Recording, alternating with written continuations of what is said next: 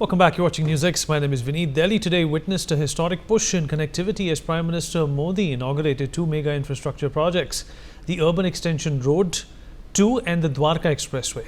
Together worth rupees 11,000 crore, these highways are being seen as game changers for the capital and the wider NCR.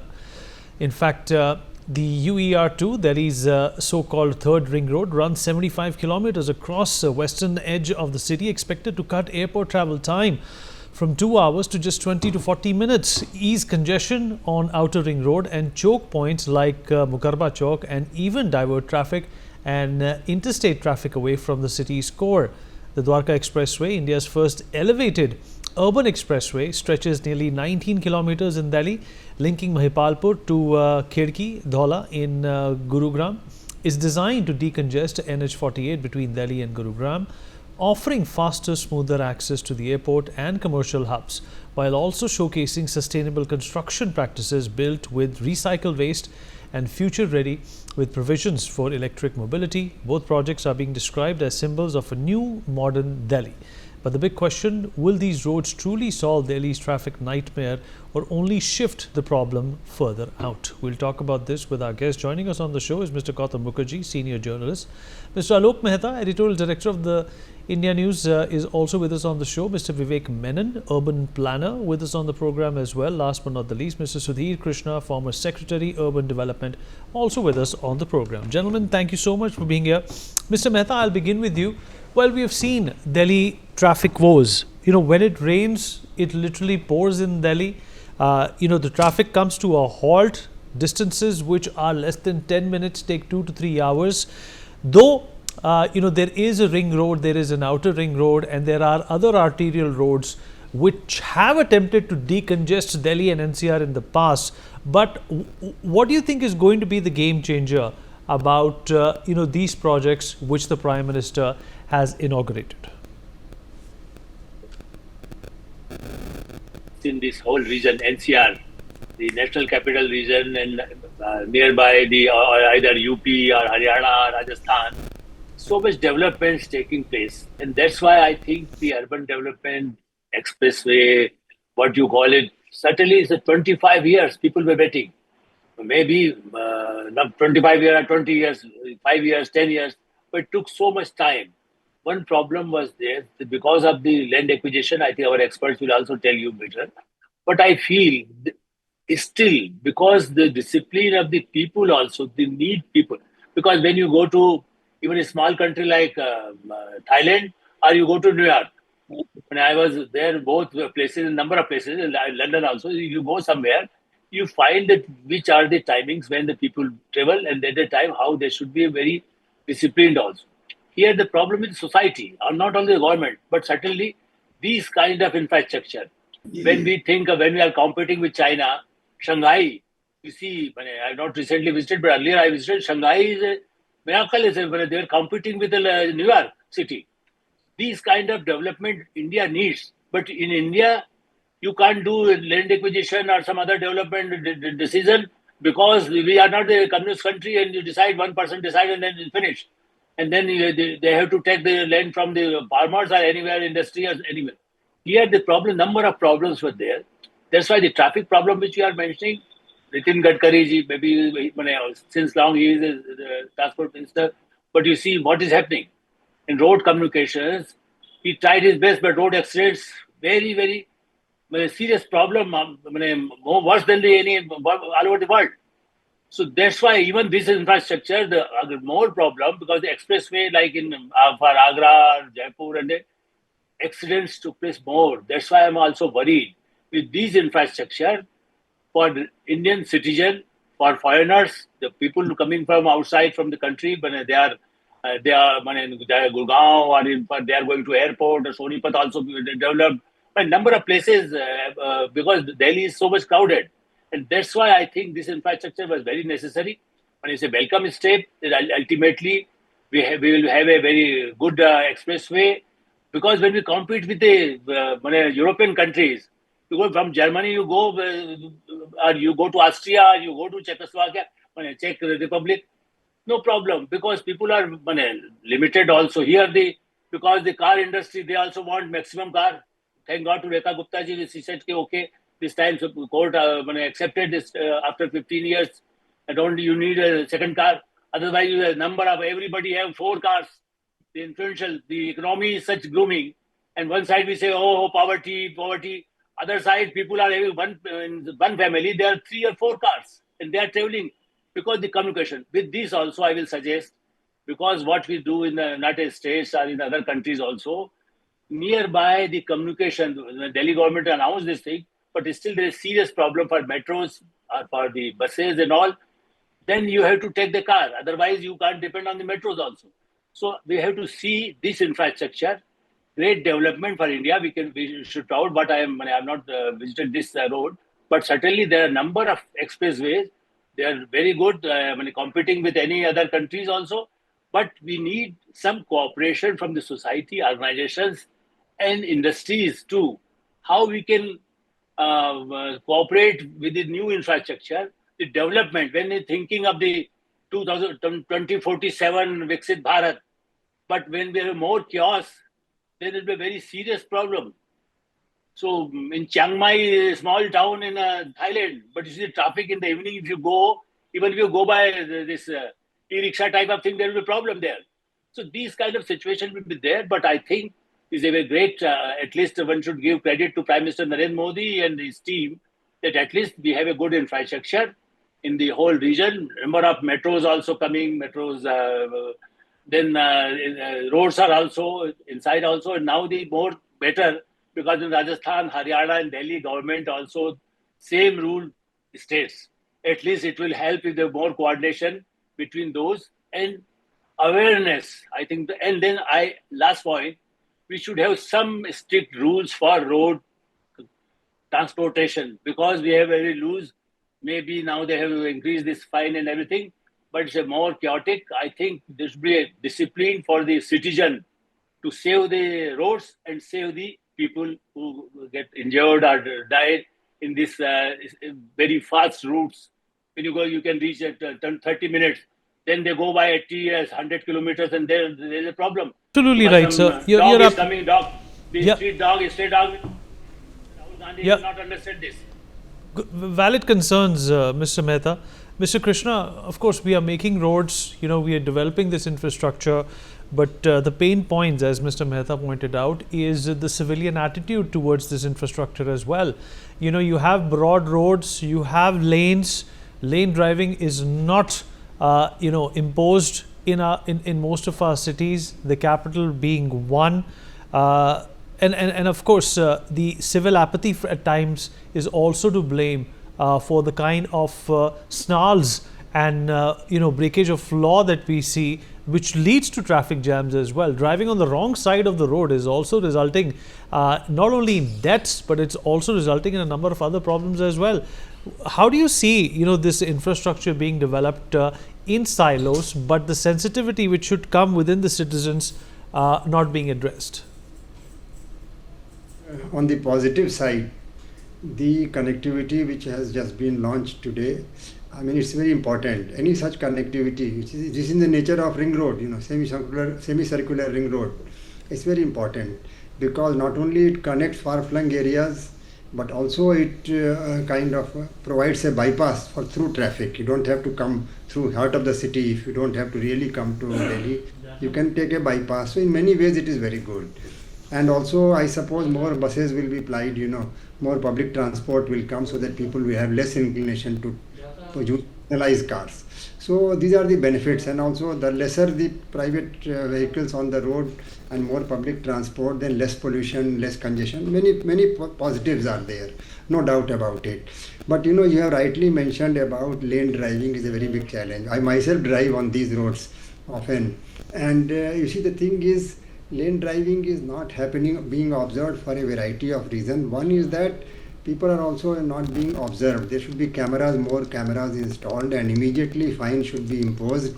You don't get the ticket easily. Even if you are violating some traffic where the policeman is not there, only the cameras, if at all they take a picture, you don't get a challan for almost a year. And if you get a challan also, I have known many people, they are not getting, court summons also, and they want to contest. So these things have also to be geared up, the whole implementation machine, that is one. And secondly, if one vehicle breaks down on these expressway, for hours together it impacts, if the vehicle is not lifted. So, I mean, small things are there. So making a road is very important, but managing the traffic also, people also respond like that. If they know somebody is observing, if traffic, because one vehicle, if it is broken, there is a breakdown of one vehicle, for hours you notice, on the expressway, it causes traffic jam. So that is second thing. Thirdly, last mile connectivity is very important. You have to, if you take public transport, you have to take means from home to public transport point, how do you reach? Walkability is a very big challenge. You cannot walk on any road today. It is becoming less and less possible to walk. So ultimately people take their personalized car, because to go to metro station or bus station is a challenge. So I think all these things, if these are tackled, another fourth and last point for now I will say is, this is flooding, a small rain, a short spell of rain, the roads get flooded here and there. There are huge potholes on the roads here and there. Massive challenge, It's a very massive challenge to even drive safely. So while we are making new roads, which will look good for some time, but existing road network in the NCR is in a very poor shape in most places. And also drainage system is flooded here and there, choked, and therefore the roads get flooded. So walkability. So I think a better road management. Of course, people must cooperate, there is no doubt. But when people see, my reading is, when people see that nobody is caring for them, they also start gradually caring less for rules and regulations, because they observe that this is how it is. So a little bit effort from all sides, including and this is government, doesn't mean only government of India, state government, municipalities, numerous departments, police and transport and whatnot. So all put together, they must sit together and work out a system, and definitely I am sure people will cooperate. I have got great regard for people of our country. When Swachh Bharat mission was launched, from child to elderly person, everybody took a broom and came on the street to sweep the road. That emotionally we get surcharged very quickly, If the good emotions are given, our people cooperate very well. So I see a very great possibility of improving their life further through the introduction of these roads, provided the supporting management framework is also strengthened and activated. That's a good point, sir, that you have raised. And Gautam, the supporting management system, creating these routes is absolutely important, and it's great. It shows the promise India holds when it comes to becoming fully developed by 2047. But what about the parallel work that needs to happen when where public awareness is concerned? I think there is a large movement of people who have now become four-wheeler owners, who used to be on two-wheelers or no-wheelers. So you've got a lot of unsophisticated drivers on the roads. Many of them never did learn properly. They learned on the job, as it were. They just took to the wheel and learned that away. They're not very aware of road regulations, signs, safety concerns. And so you've got an unruly traffic to a certain extent. The other is, I do a lot of driving on the highway in the sort of 500-kilometer radius of Delhi. And wherever it passes through small towns and villages, or now it tends to bypass the actual town and village, but they come on and they treat it in a very different manner. The local people from the villages and so on, they use the highway pretty much as a road to go in whichever direction they feel like, cross over where they feel like, come onto the road. So you've got that kind of thing. But look, talking about the third ring road in Delhi, it is a wonderful thing to happen. It's very late, but it's happened. It'll set off, for a long time it's been gestating and growing. It'll set off a real estate boom. There's a lot of housing, new housing by leading builders along these roads in the vicinity. you're going to see, and you already have seen, a lot of micro cities. A lot of people who live in Gurgaon no longer come to Delhi for very much. They might go to visit somebody they know. Other than that, they have all that they need right there in Gurgaon.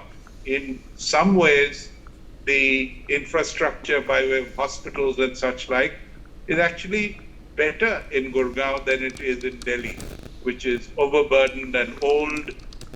There's no space to expand, that sort of thing. So, I think a sophistication, a cityfication of Delhi has been growing in the years that I've lived here. And it isn't as if the people who've always been in a city like in Bombay are all that civilized. They also break rules, but we break them more often than not. But it is changing. It comes automatically as the time goes on. In terms of preaching at them, civic sense and so on, I don't know how effective that is. I think it comes commonsensically as the time goes on. Vinny. Okay, commonsensically is how it's going to come as time moves on. Mr. Menon, do you concur with the thought that both these things perhaps are organic in nature, and if the road comes, the sensibility will also come? Yeah, I think, one of the things, I'd like to obviously congratulate the government on, putting together this infrastructure, these good roads that give you connectivity. And I'm not very familiar with Delhi, being based out of Bangalore, but I think the problems are very similar when it comes to it. This is obviously a program that got started, way back when, especially intercity connectivity has been phenomenal. In fact, the growth over the past 25 years has been extremely good. And like Gautam, I do travel very often to Kerala and to other neighboring states, and I do find that the infrastructure continues to improve. Now, I think the bigger challenge we have, and I think all the speakers have kind of addressed that, is basically urban connectivity and urban issues, especially all of these large metros today that have seen a huge influx of people from other parts of the world flocking there for various reasons. Bangalore because of IT, probably Delhi because of manufacturing, all of that. And a road is only as good as the network that it serves. In fact, I've been professing over here to the government over here saying that let's set a target. Very often we look at the average speed in Bangalore. If you look at it, an origin destination study will let you know that an average speed is in the range of 10 to 12 kilometers at best per hour. So it's pathetic to believe that you can only traverse that. In certain cases, especially in the electronic, in the IT corridors, it takes sometimes for 3 kilometers it takes 2 hours, and people have been highlighting it. So I think the network has to be looked at, and there are enough of modeling softwares today to look at the network and say where are these pain points. I see it, especially from here in Bangalore, very often. Lane continuity, lane balance, the quality of the road itself. And I think Mr. Sudhir Krishna highlighted drainage. Drainage is sometimes non-existent on our roads. And I design infrastructure for all the big developers. In fact, Indirapuram, there's a prestige city, and I'm doing the infrastructure there. Drainage is a key concern, even in a 50 to 60 acre development. So when you start looking at larger projects like this, you have to address drainage. And I don't think they do it. In my 22 years of experience working in the US, especially in Texas, we do get significant storms, and we have to prepare for that, optimize the networks and do that. So I think it's a bunch of different parameters that have to be this thing. I grew up in Bangalore, and I still remember in the 80s, I learned how to ride a bike. And, MG Road over here was a no tolerance zone, zero tolerance zone. And I still remember getting a ticket. My dad was sitting behind me, getting a ticket for not putting my indicator and changing lanes. Now that ingrained in me the fact that I have to have lane discipline. So I think, it's a combination of factors. Another big problem that we have is these turn lanes. We don't have storage bays in any of our urban infrastructure. So turns are made off of the main lane, and that compromises everything. So at intersections, pollutions, it's important to study that and make sure that you have, storage space. So there are a lot of little things that go into actual urban design and urban transportation, which I don't necessarily believe is happening. And of course, complicated, especially urban infrastructure, with the different layers of government that you have. So you have the central government, you have the state government, then you have, the local governments, which are probably the most corrupt, and you end up with infrastructure that is absolutely worthless. Solid waste management is a huge problem almost in every city. We've polluted all of our waterways, and this is what affects the quality of life. What is the quality of life? A good commute time to wherever you want to go. Your neighborhood, is it clean enough? Is the sanitation good? And today, unfortunately, India has grown at such a rapid pace that you've created a huge low-income group. And if we don't address that, like I think Sudhir Krishna said that, anybody and everybody is given a license today. If you don't teach them the rules of driving and, of course, enforce it, because I think India is a country where enforcement is absolutely at zero. I find people driving up the wrong way. So, but that's anyway a point for another discussion. But the bottom line is it's a bunch of different things that have to come together. Again, I think every successive government is trying, but I don't think they're putting their entire effort into it. In fact, just this morning, a bunch of IT guys from one part of Bangalore got together and brought some wet mix macadam and threw it on the road, because for the past 6 months, there's been absolutely no road, which means traffic comes down to a standstill, and their commute times are 2 and 3 hours. It's ridiculous. So I think, I wish we have a renewal of the urban renewal mission. It was, of course, called the Jawaharlal Nehru Urban Renewal Mission. It can be called anything as you want it in current terms, but I think we really need to focus on how we can actually get a funding mechanism, because I know that most of these highways are built through a public-private partnership, and very often it's a private entity that's building it. They've obviously, funded it, and they collect tolls, and they're able to pay for it. But what about urban infrastructure? You cannot toll urban infrastructure. So you have to figure out a way, an allocation, whether it's at the union, state, or local level. You have to figure out an allocation and prioritize it, because I think today the biggest concern for almost any individual in any of the metros is traffic. We give excuses as to why we are late, but it's obviously traffic. And so I think the other big concern is pollution. When traffic is held up and you have, 5 and 10 kilometer per hour speeds, you're polluting the environment. So you have to, in fact, in Bangalore, I've suggested that we increase the speed from 8 to 10 kilometers to at least 40 kilometers per hour, which means an origin destination trip has to be at 40 kilometers per hour, which means, that's the goal that we need to set. And then work on our arterials, work on our collector distributors, work on our urban streets, and work on our freeway systems, which are obviously access control to be able to achieve that. Obviously, one last point that I want to make is that NHAI's jurisdiction unfortunately ends at the tip of most cities, and we have the same problem here. NH4 ends at Hebbal, and beyond that it's all surface streets, and they've put these ring roads, but these ring roads are not access controlled, which means you have people going up the wrong way, you have intersections, you do not have high-speed ramps. And I think these are all major concerns, especially if you look at an origin destination. You speed up on the freeways, you may lose some time on urban streets, but that's what an origin destination does. And if we can increase that and say, 40 kilometers is what we're going to achieve, I think we'll all be better served. All right, fair enough. Mr. Mehta, multitude of points discussed over here, but the fact of the matter is that, despite the mannerisms when it comes to driving, you made a point earlier on as well that the number of cars in our country is also increasing exponentially. Sooner than later, even these newer highways and solutions will fall short of the demand.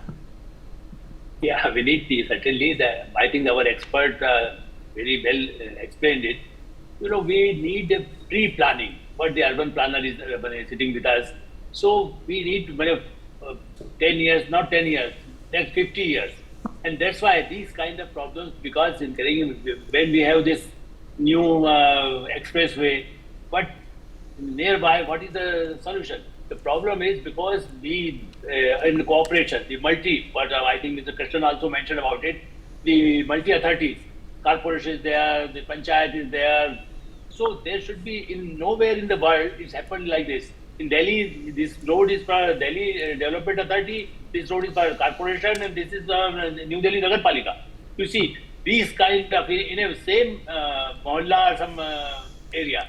So these kind of problem is there, and that's why this kind of infrastructure is very good. Ultimately, it will help.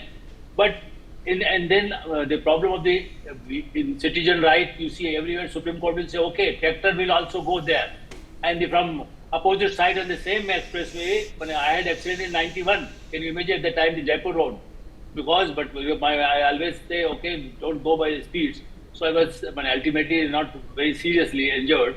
But you see the serious, because the tractor just from opposite side to Jaipur, it just came and bang us. So these kind of problem is there. So we need the local cooperation from there. Because on this, Haryana and, sorry to say, but I have very great regard from Haryana people, but you see the Haryana and Western UP side, if you go, they are not bothered, but say, okay, they will take revolver and kill us. So this kind of problem is there. You can't say, because on the street on Jaipur road, somebody going for a dead body, just crossing the road on highway, if you cross in there, you can't stop if you are going in 80 kilometers or 70 kilometers, even then it's very difficult. These kind of problems are also there. That's why I think more cooperation, and that's why the political parties or the organizations, they blame each other. Oh, the BJP meant this, but because the Congress is not doing it. I think that all party, at least for the society, they should help.